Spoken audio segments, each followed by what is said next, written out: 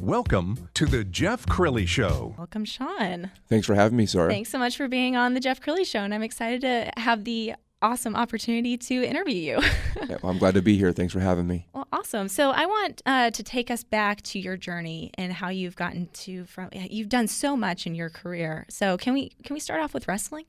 Yeah, I wear a lot of different hats, so I guess I'll start with wrestling. I'm the son of a famous former WWE champion when the originals, Stan the Man Stasiak, was the fifth wrestler in the history of the company to become, WWE champion in 1973.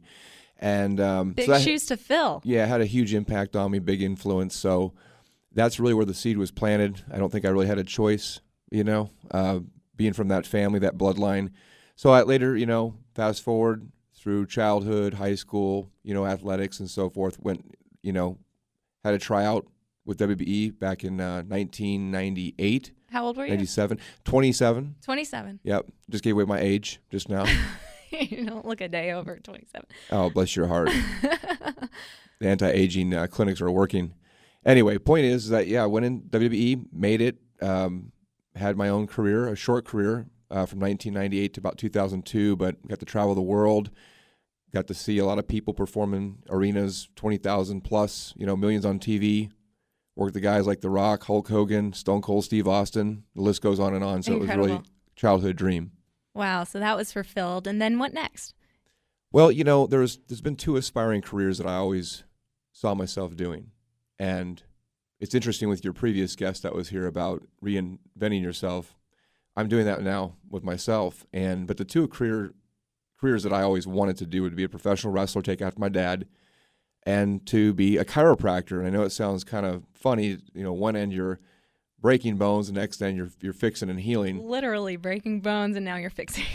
Exactly. Well, the thing is that I wouldn't have been able to perform at the level that I did, and as long as I did have the athletic career that I did, if I wouldn't have adopted the chiropractic lifestyle, and lived that fitness lifestyle. And so I was very inquisitive when I go into the doctor, chiro's office, and I'd ask questions. What does this bone do? What does that nerve? This, that. I was very inquisitive. So I just found it very fascinating. And I had an injury, which a chiropractor had corrected and fixed me back in college. This was a back injury?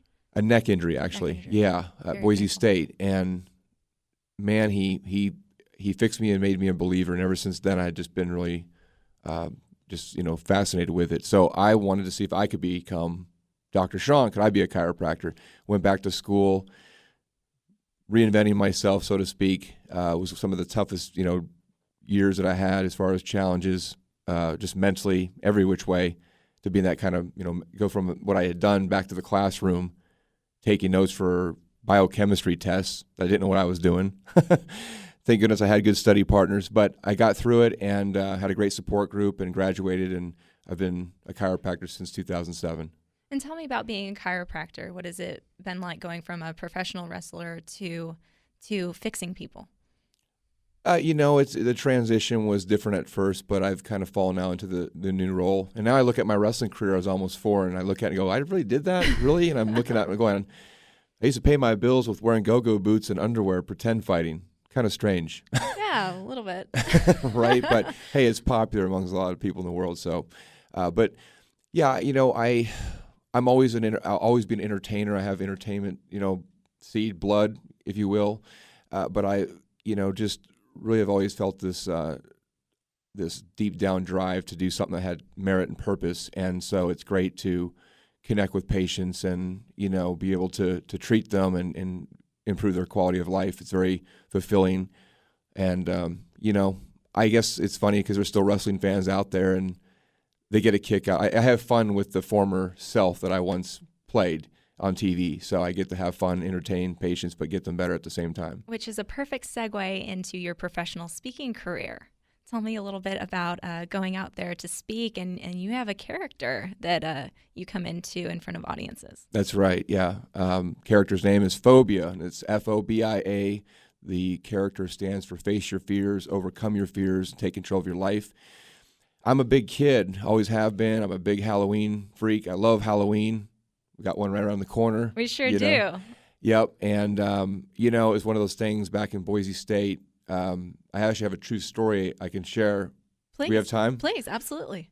how Phobia was born, how this even happened. Yeah. It's a true story. So I'm in my dorm room, and it was May. We're doing exams. There's no air conditioning in the dorms, but we had to have our windows open with a fan. So for 2 weeks, I kept feeling this debris or something in my, like something like an insect, crawling in your face or something, dust or whatever. And I'm itching my nose, but I'm you're in the middle of the night sleeping. You don't want to wait. You just kind of brush your face off. This went on for like 2 weeks. And I noticed I started having stress bumps because I was, stressed from school, exams, so forth. Pimples, bumps, I don't know what it was. My face was breaking out. I was feeling nauseated every night. This feeling of, dust or whatever on my. Finally, I said, I've got to go see the local student nurse or the doctor that was there on campus. Something's not right. Went to go see him, do a little cotton swab deal, whatever. Comes back and says, Shawn, those aren't stress bumps. Those are spider bites. I said, you got to be kidding me. I For said, weeks? So then I just put two and two together. I went, oh my God. I said, this whole time I've been feeling that sensation as it's like a insect or something. Sure enough, it's probably that. I went back to my dorm room, ripped the place apart, drawers, closets, pulled my bed from the wall, and underneath my bed was a spider nest. Oh, no. For real. That was horrifying. Yeah. My biggest fear, spiders. Is it? Hands down. Oh, yeah. So you have arachnophobia. Arachnophobia. Right. Well, Sounds anyway, like a the story technical term. goes is that I just could not get back in there. Even the exterminator came in, cleared it out, could never go back in there. So finished my exams, 10 days, stayed with a friend. Later that Halloween, I got tired of playing other wrestling characters or superheroes. So I said, I'm going to be my own character this year. So I had no idea what I was doing. I just started painting my face. What could cover my whole face? I thought, a spider, 8 legs. That would be cool. So I drew this little embryonic design. This seems like a movie, though. I'm watching it. Yeah. In my head as you're and I had it finished, and it doesn't look like, it's been refined since then, but I'm looking at it, and I have pictures of it I can show you sometime. But I just muttered that one word. I said, phobia. This is fear. This is a fear that I've had, and then I realized later in life, as I started to refine the character and decided to kind of pull it off the shelf and put some real meaning to this thing, I meant, the character means phobia, fear, face your fear, overcome your fear, take control of your life, but it's fears of success, fears of failure, fears of rejection. These are all fears that most of us have or have had in our lives, and I know that I did. So I created this attachment to this character, almost as though it was an alter ego. Sounds crazy, but I actually used the phobia character on a local news station to do safe trick-or-treating and a PSA to all the kids. And I used that footage to send to WWE. So shortly after my dad had passed in 1997, it was brought up to me actually at his funeral and said, this might be a good time for you to send your stuff, your tape from the Channel 7, even though it's a tough time for you. Sure enough, WWE loved it, flew me out for a tryout, end up getting on what's called a developmental contract, where they paid me to train me, which is like I'm getting paid basically to train for my dream job, which was awesome. And then it just went from there. I ended up, doing a small territory, performance thing for 6 months, How local cool. TV station, and then I got called up, and that's how my whole career started. Wow. But phobia is what got the initial tryout.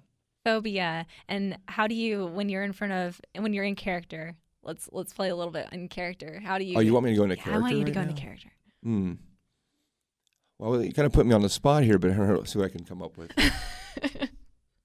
Sarah, it's very important to face your fears, overcome your fears, and take control of your life, for you can call me Phobia. Very good, Shawn. And tell me about, so you love to speak to kids, and what a great segue into phobia. Yeah, as a matter of fact, I just spoke last night at a foster care home, or not a home, it was actually a high school, but it was a foster care program with the ISD. And so I've spoken to kids, about the anti-bullying movement, Yes. facing fears, overcoming self-limiting beliefs.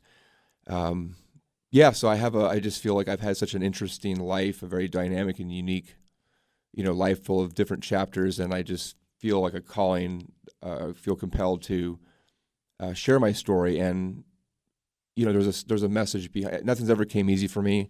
Everything's been a challenge for me in my life. I've had to work for everything I have. And so I'm just hoping that, when I speak, I'm not there to gloat or boast or say, look at me.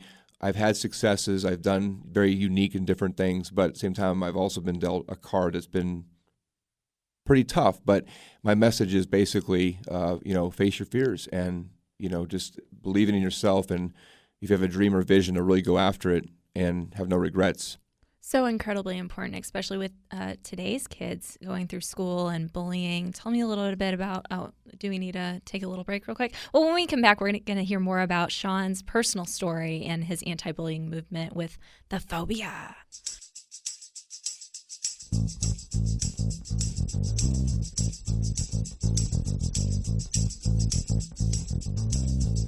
The Jeff Crilley Show. Welcome back to the Jeff Crilley Show. My guest right now, the famous Shawn Stasiak, a.k.a. Phobia. And we've also got the great Kevin Ebeling joining us as well to put him in the hot seat. Yeah, I'm happy to be able to jump in with you guys. This is fun. Awesome. Well, hey, we left off there. We kind of got a quick intro back into it, but I want to talk about you, Shawn, and your story with as a kid and the anti-bullying movement that you're going around speaking with, and why that touches you so powerfully to be out there speaking to kids.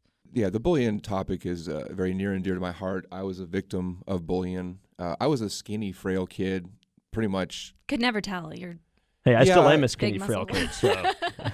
I was a late bloomer, one of those things. But, my dad being in the business, the wrestling business, we traveled in so many different places, almost like gypsies, like a circus act or something. Back in his day, it was a lot of territories, wrestling territories. So we would bounce from Portland, Oregon to San Francisco to Connecticut to Texas, Dallas, Houston, back to Portland to Toronto. I mean, we just traveled everywhere. Wow. Point being is that I was yanked in and out of school districts my whole life. Never had a chance to grow up in one community.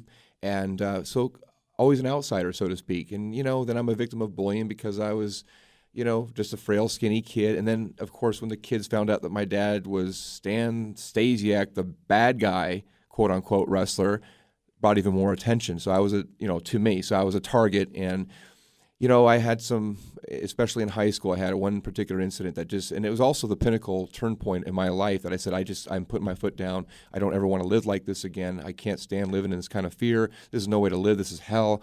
But I was picked on by this kid for about a month right after my mom had passed away in 1984. How old were you? I was 14. Yeah. September 4th, 1984 in Portland, Oregon. First day of high school. My mom had been sick, for a while, but that was the day that Lord took her. And but that, installed a lot of insecurities and voids and my vulnerabilities as a young man, trying to find his way in high school, right? And so I had all this, being thin, mom just passed away, being the son of a famous wrestler, I was a target for this one kid. And this kid just terrorized me for about a month. But the story goes, there's a stud kid in our school that saw what was going on. He basically, long story short, installed some confidence in me, spoke to me. I stood up to this bully, and the kid never bothered me again. It was the most liberating feeling. I was inspired. I found myself in the weight room, more studs, working out. I wanted to be like them. I started building myself slowly but surely over the course of months and then a couple years, and joined the wrestling team, excelled in wrestling, and ever since then, I just took off from there and just built off each chapter. But it was really the bullying experience that was like, this is the turning point in my life. I've got to make a change. I've got to do something different.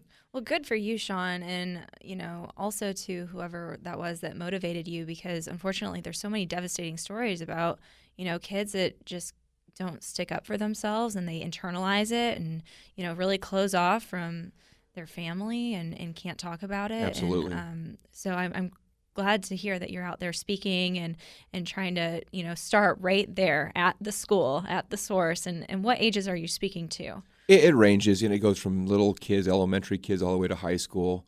I even get into, with my character, I don't go as Phobia, the character, the alter ego with the older kids or adults, but the younger ones I do a lot of times because they believe in this character. They think it's it's a real superhero, and but I speak to a wide range of people, and of course with the older kids or even some adults, I'll go just as Dr. Shawn. But I make reference to my character because that's really it's basically he's a theatrical expression of myself that people resonate with because most people live in fear of some sort.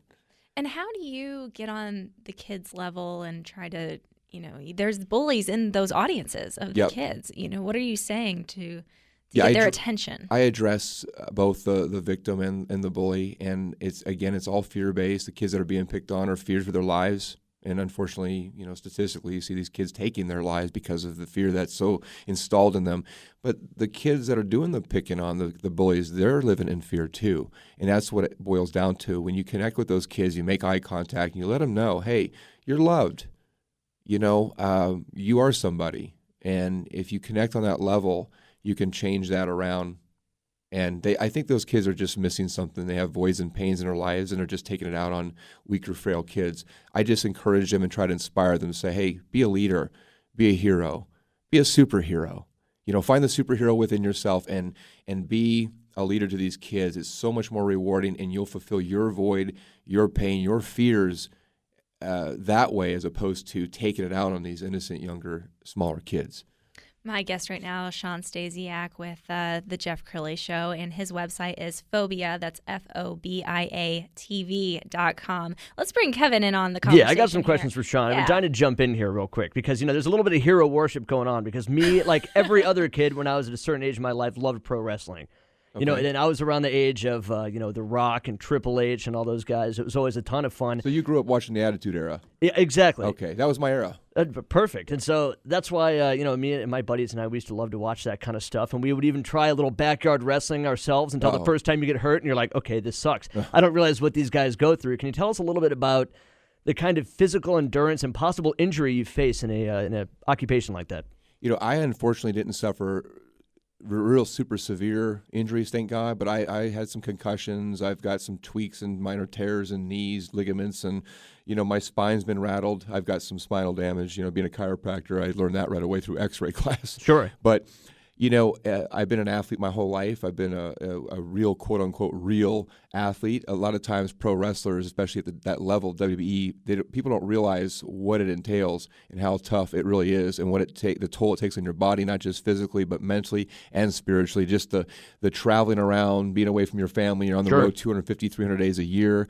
You're cooped up in airplanes. You're living in hotels, out of suitcases and rent-a-cars. From town to town. But it's the bumping and the banging on your body. The human body wasn't meant to do that, really. But it's entertainment, and these guys have a passion for it. I had it at one point. I still have a piece of passion for it. I'm always open for the right business opportunity. I keep myself in shape. But more and more when I watch it, I say, being a chiropractor, I'm like, I can't believe I did that to myself, So it's brutal. It's a tough sport. And now that you're a chiropractor, and because you did kind of have a rough and tumble athletic career, so to speak, did that kind of give you some insight into chiropractics, and now it's given you a sort of a benefit in a way to look at things differently than, say, a normal chiropractor would? I think so. Every chiropractor is unique and different in their own way. My dynamics to it is really, because I cater to a lot of athletes, and I can relate to them because they know I've been there. And I understand the biomechanics and just that competitive nature, and what I'm really, it's difficult sometimes because I'm on both sides of the coin. I'm Dr. Shawn, the chiropractor. It's going to tell you how it is and how your spine is, but then I won't recommend this, but then I'm on the other side with the passion in the heart, thinking this is your dream. You have to live, if you want to do this, and I understand that too. And that you're providing sort of a level of comfort to your patients in the sense that there's a camaraderie where they can say, this is a doctor, this is a guy who's been where I've been, and he knows what I've been through. Exactly, and I think that's why they resonate so much, and vice versa. And just one quick question about your character. Is that something, I know you mapped it out, and I love the character, by the way. It's kind of cool. You're almost like the Spider-Man of wrestling and chiropractics. Is that something that you still kind of work on and develop, or is it something that you ironed out from the beginning and you just kind of adhere to specific guidelines? With Phobia? Yeah.